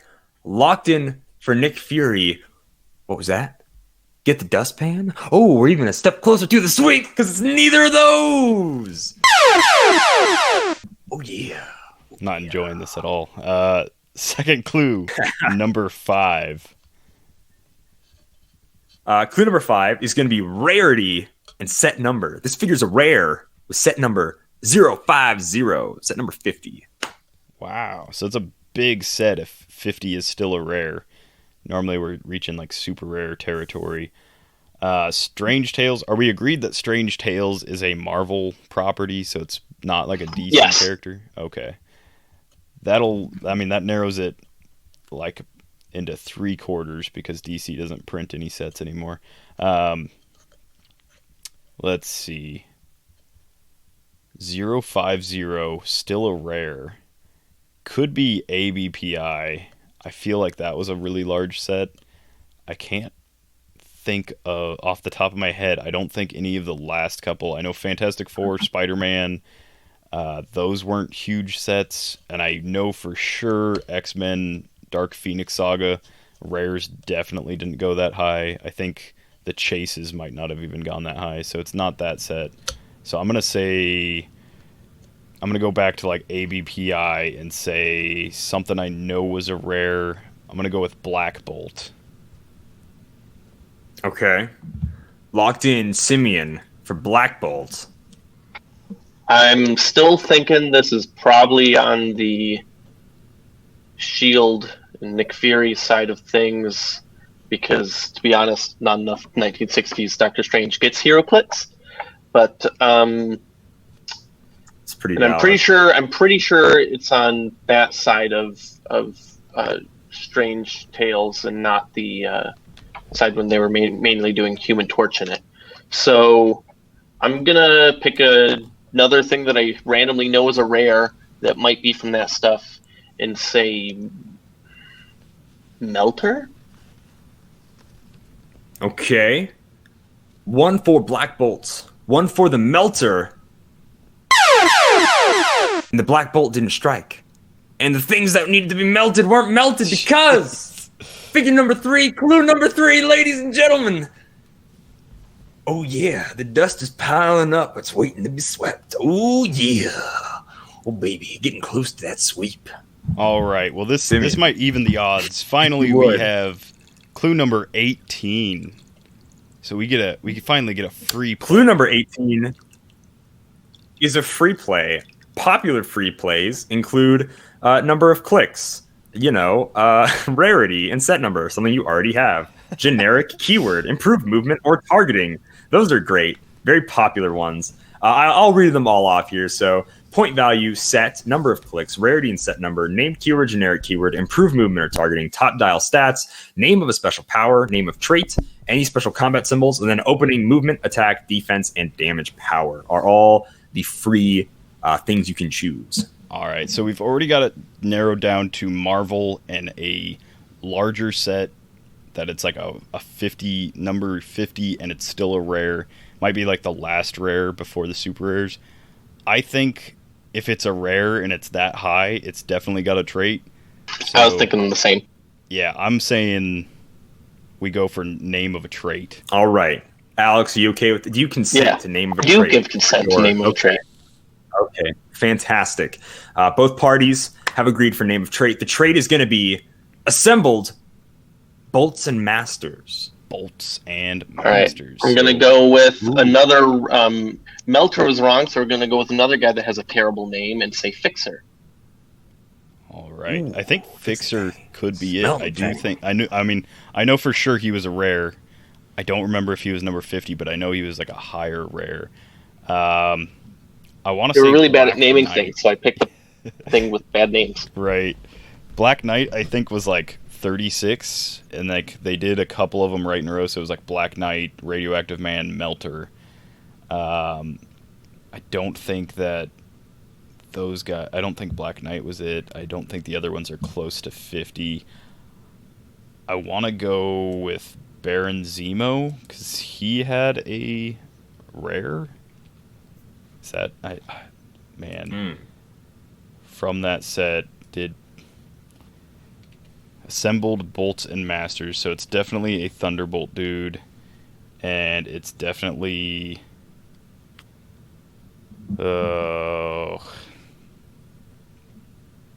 While Simeon is thinking, I'll remind everybody, you can check out Dial H for Heroclix at Facebook.com/Dial H for Heroclix. Twitter is at Dial H. That's 4, the number 4, Heroclix at Twitter.com. We're also on Instagram at Dial H4, F-O-R-E, spelt out. for Heroclix on Instagram. YouTube.com/DialH for Heroclix. So you can find all our podcasts are uploaded there, as well as a lot of old podcasts from when the old people used to be in charge of the show. Thursday Throwdown is uploaded every single Thursday. I also throw up some unboxings on there from time to time. We got a few good ones. The Spider-Man, I quite enjoy doing a lot of the openings and fun little gimmicks for a lot of unboxings, as well as opening a pack of Supernova each unboxing to see if we can get those chase zombies. So check out all of our social medias at Dial H for Heroclix. Simeon, I gave you all that awesome time. Yeah. What you got for me? I'm still trying to think of people, because I know Taskmaster was a rare in that set. Freaking guy. But I don't think he was an assembled. He was like a team player. He wasn't an assembled Bolton Master. I'm gonna go with a figure that I've actually used on a Thunderbolts team, because I know that she had a higher rarity or a higher unit number.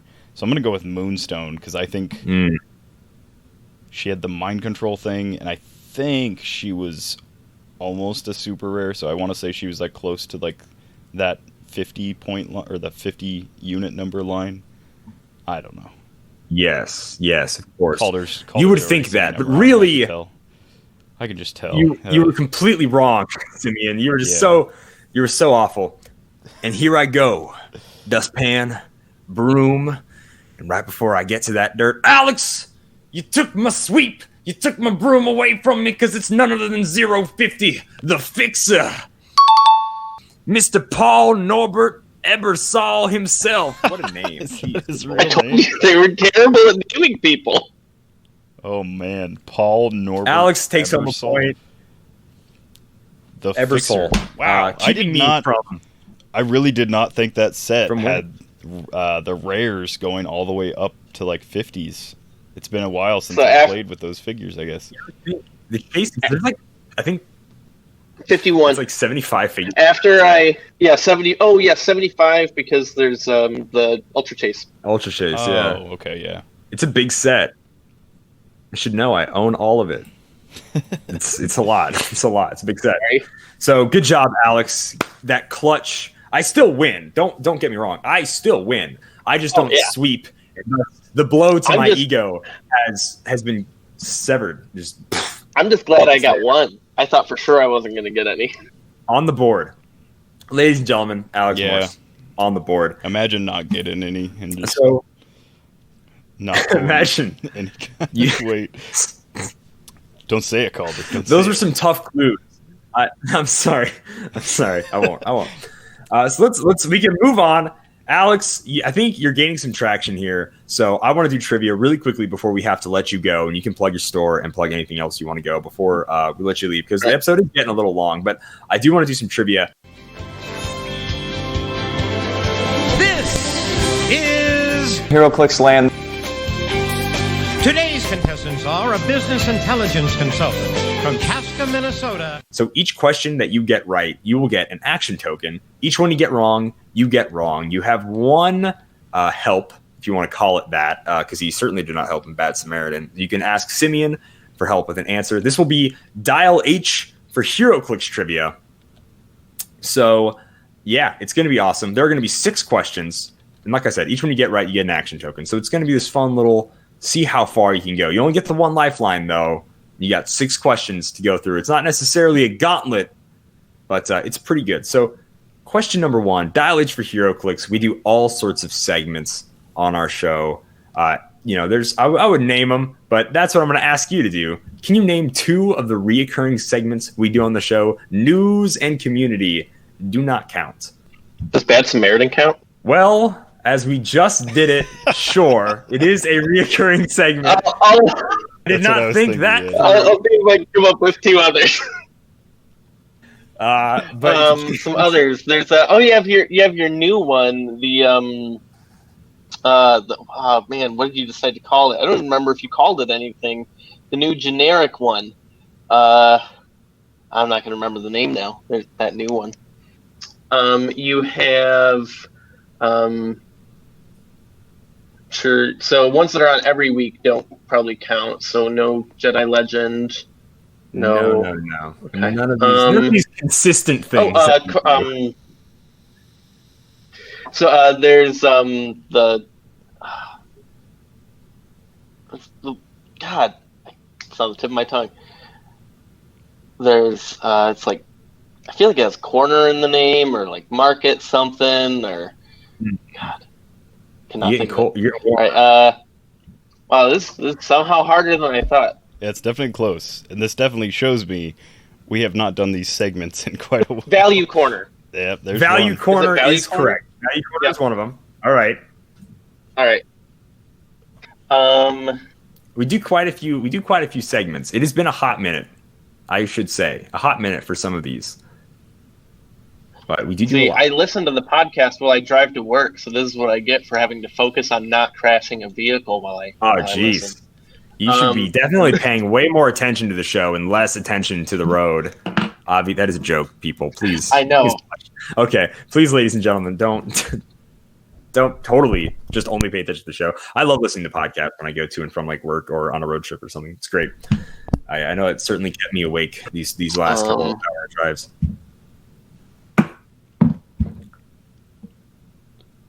Beautiful. Value. Yeah, I can't think of the name, but there's that generic one you just did. We only did it once. Yeah, so I think that one's new enough that one's new enough that like he should definitely get some credit for at least getting one of the words in the segment correct. Okay, so we'll give you half credit for that, and then half credit for Bad Samaritan, since it just did sort of, that is a segment. You're not wrong, so we'll give you the win. To be fair, even if I wasn't a part of Bad Samaritan, I would have still come up with it. Okay, I'll choose to believe you, Alex. Sure. All right. So yeah, some other segments that we do. The one you're thinking of is Generic Gallery that we just came out with. There we go. I knew it was alliteration. Yeah. Thread Dead Redemption, and then Hidden Gems, as well as I haven't done this one in a long time, but New Clix on the Block is also a great segment that we did a while ago. I actually really liked that. The timing of that was really good for me, actually. So thank you. Ooh. Look at that, Simeon. We're so good at what we do. All right. Number 2, Thursday Throwdown. I sure hope you've been paying attention to the YouTube channel, because you're definitely going to need it for this one. Me and Simeon have each cosplayed a character 3 times for the thumbnail. Can you name either a character Simeon has cosplayed 3 times or a character that I have cosplayed 3 times for the thumbnail? And by cosplay, we mean editing stuff on top of you? And by pretty much. Okay. Majority of, yeah. Well, it's creative. I was mostly asking because I know that you have actual cosplays, so that would narrow it down. So some of them are cosplay, and I do believe some of these fit into the editing thing as well, actually. So, all right. I'm gonna. I have a shameful secret to admit. While I have watched most of the team builds for Thursday Throwdown, I cannot stand watching digital Heroclix be played. It has nothing against you guys. I mostly just watch you talk about the teams, and then I close the video. I agree. Watching Heroclix in a digital environment is not nearly as cool as actually like participating in a game. Similar to like golf or any sport, in my opinion, it's way more fun to play than it is to watch.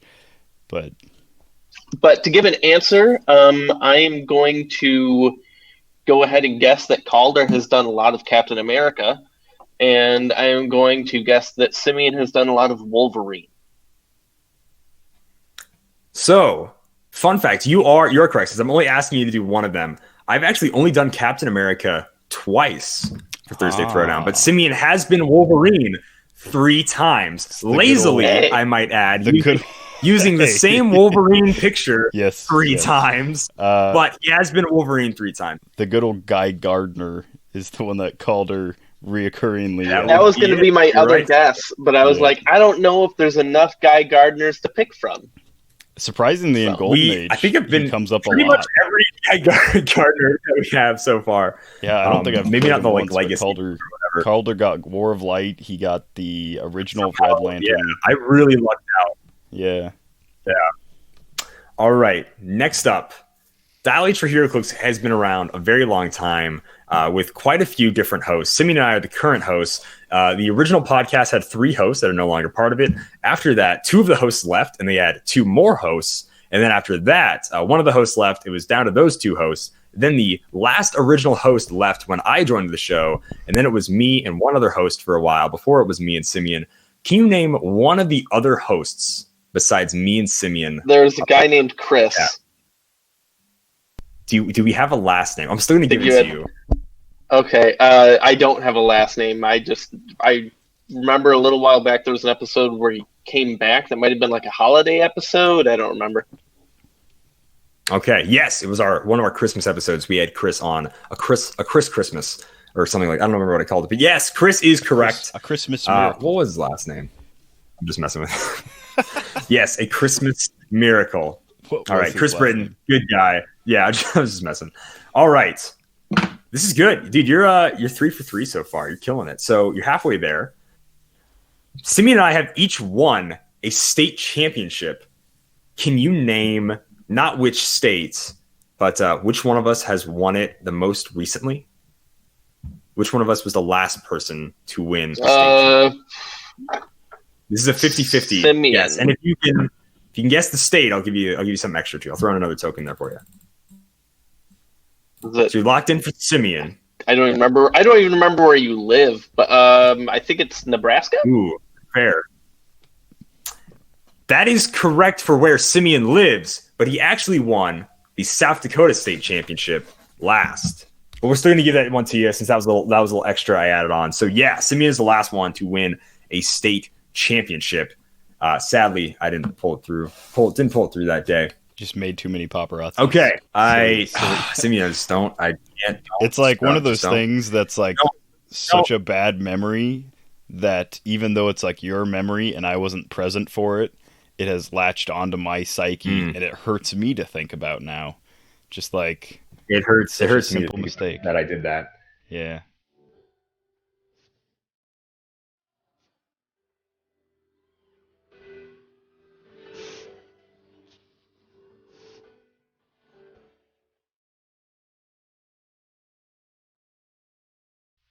All right. Well, moving on. Moving on, shall we? Question number 5. We have a lot of guests on our show. Most recently was Mr. Stand Up. But since I'm going to ask you, name one guest on our show besides yourself in Stand Up. We'd have quite a few guests. You only have to name one guest that's been on our show. All right. My friend Ethan Beck was on here a couple months ago. Oh, dang, he just killed it. He just slaughtered that question. But that is true. Ethan Beck was on the show. All right. I'm the one that got him into Heroclix in a way. I mean, it was more John, but... Yeah. All right. Dial H for Heroclix on our Patreon. This is sort of a shout out for the Patreon. Sorry, guys. Shameless plug. We work on the value for value model. So certain tiers give you certain things. Can you name one piece of merch that we have? Now, actually, you know what? We're gonna scrap that. We're gonna scrap that bit because you kind of for sure know. Name one of the action tokens. One of the action tokens that we give to our Patreon supporters. All right. I don't remember if this is an action token or a sticker, but I know there's stuff that has Heroclix We're on it. That is a sticker, not an action token. Okay. We're gonna need an action token for this one. I mean, there's ones that just have the logo, right? No, there are not ones that just have the logo. Oh, okay.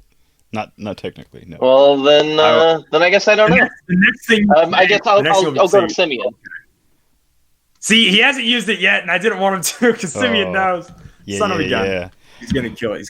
So, action tokens that you might be able to see if you join our Patreon and certain tiers, you can get some of these, would be tokens such as the counters for Lex Luthor's 40 Kex tokens for the 40 cakes that he collects.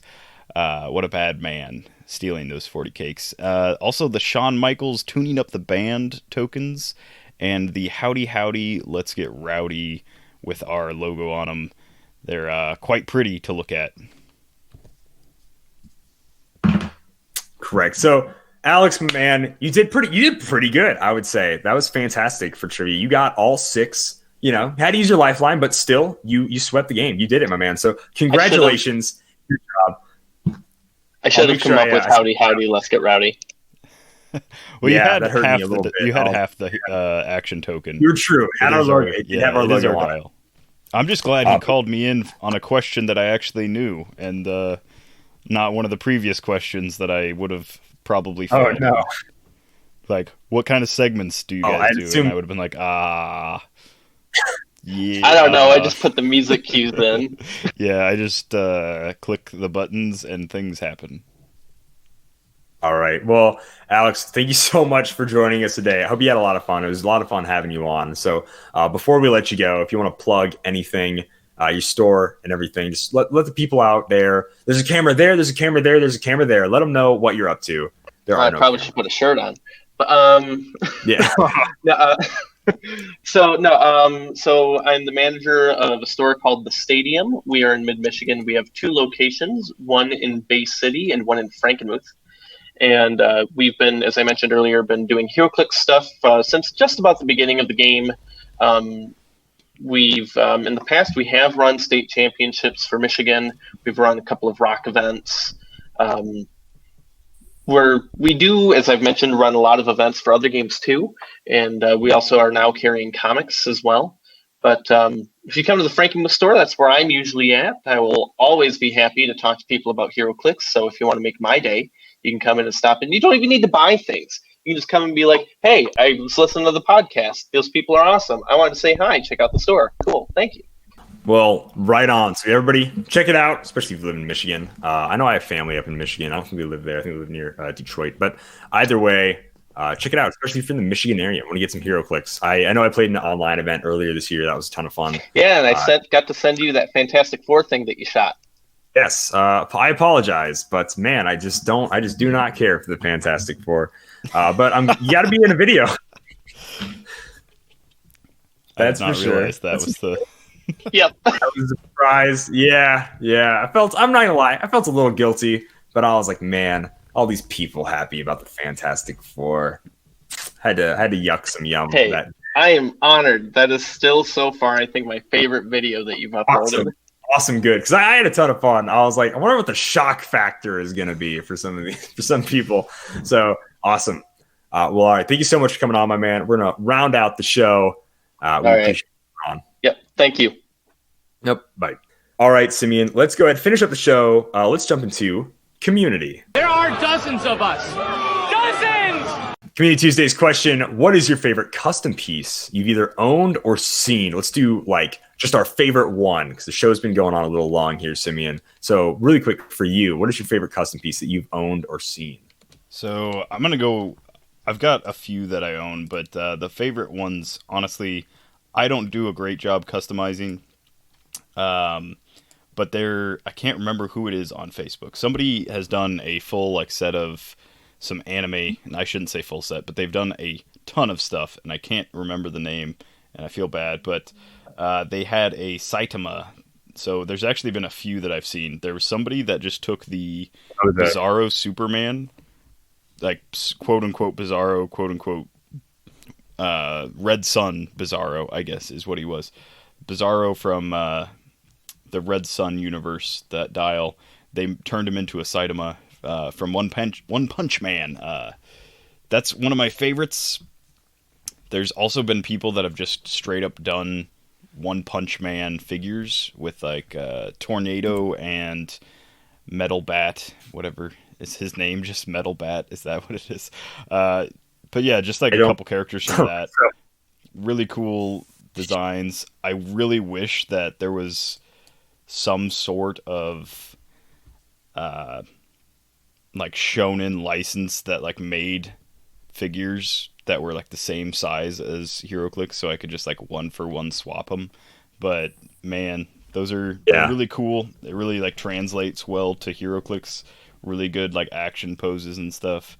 The capes are all there. Everything's ready to go. We just need the licensing. It's cool. If only. Probably one of my favorite ones that I've seen. There are these great, I forget who does them, and I feel bad as well.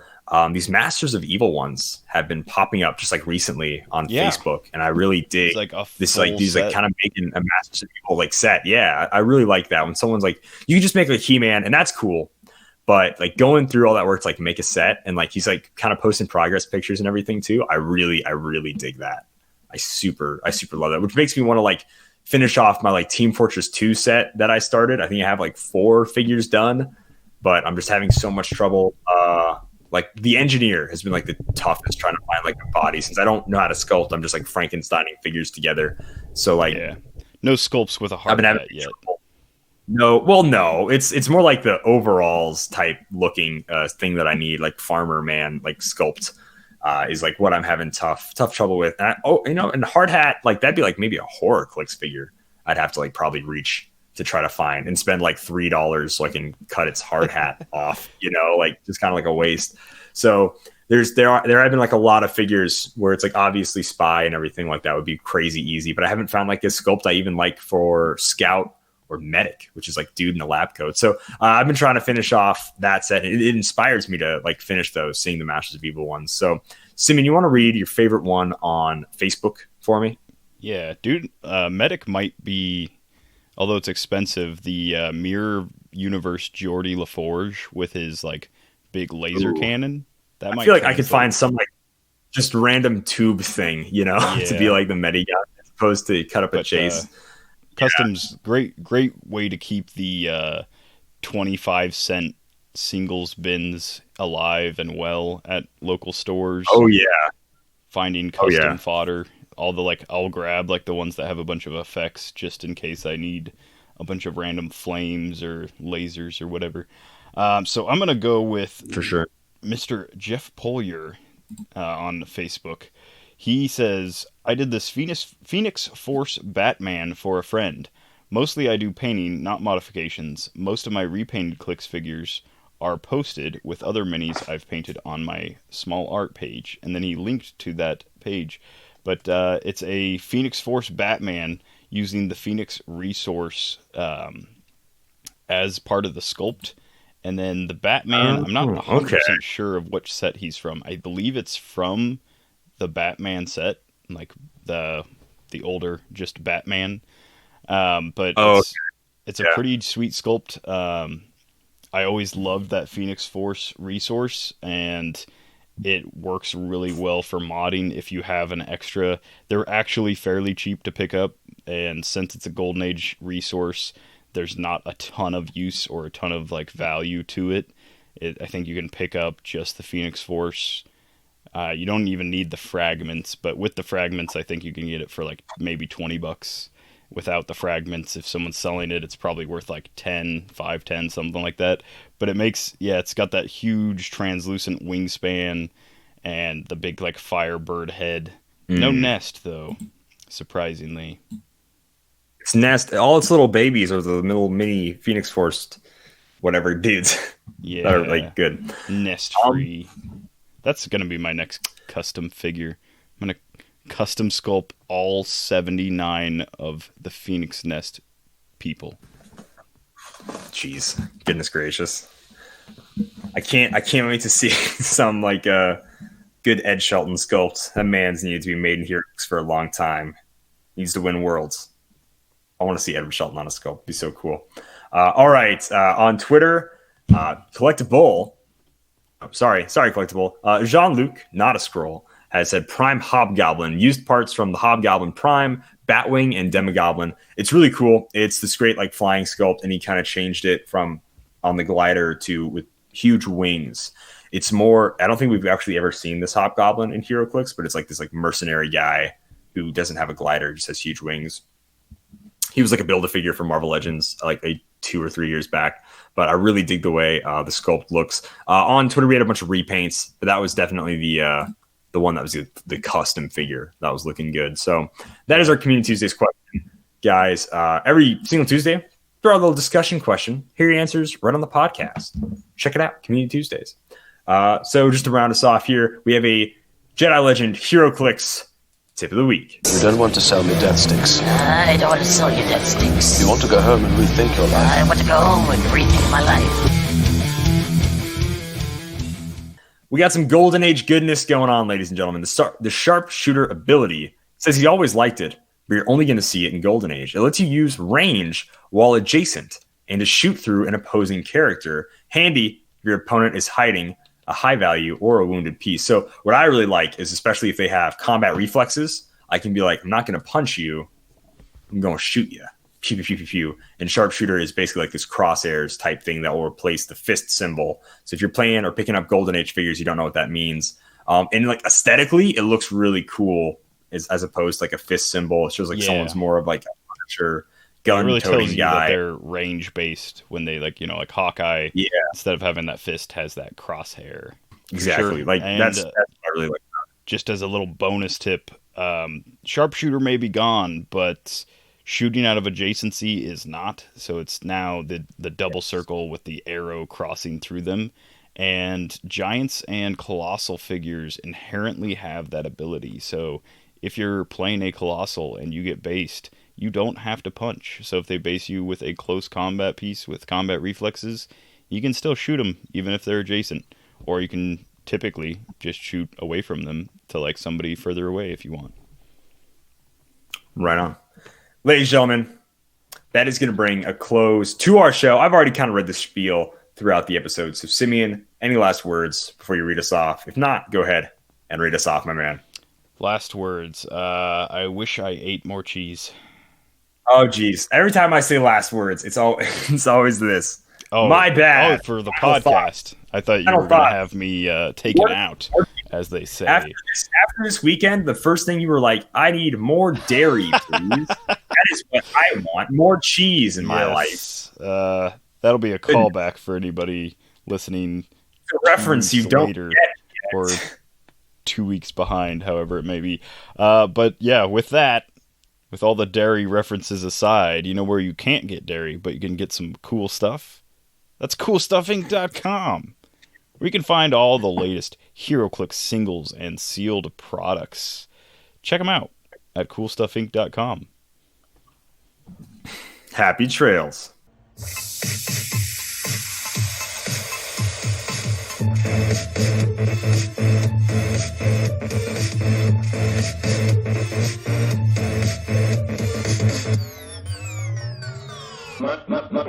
My stuff. Is this a bad time to tell you that the recording stopped like an hour ago? Don't say that. Don't say that. Please may that not be true. I'm just kidding.